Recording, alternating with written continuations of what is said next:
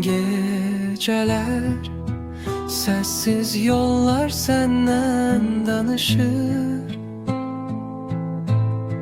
Könlümün karanlığına adını yazmışam. Bir bakışınla yanmışam.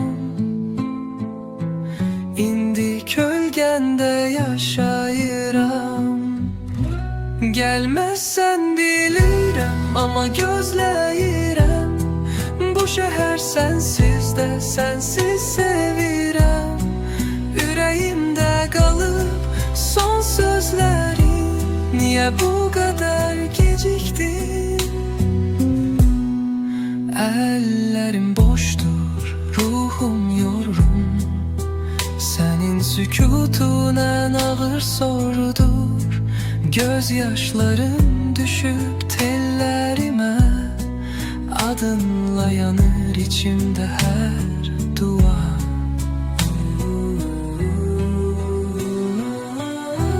Gelmezsen bilirəm, ama gözləyirəm. Bu şehir sensiz de sensiz sevirəm. Ürəyimdə qalıb son sözlərin. Niye bu kadar geciktin? Sen gidenden beri kış gelmir bu diyara.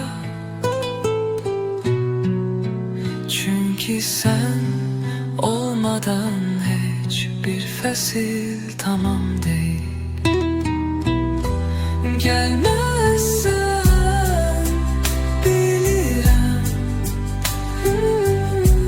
ama yine de seni sevirəm.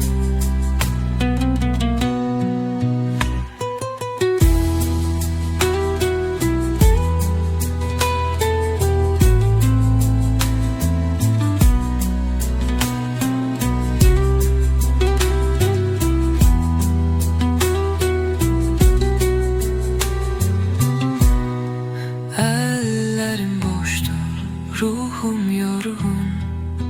Senin sükutun en ağır sorudur.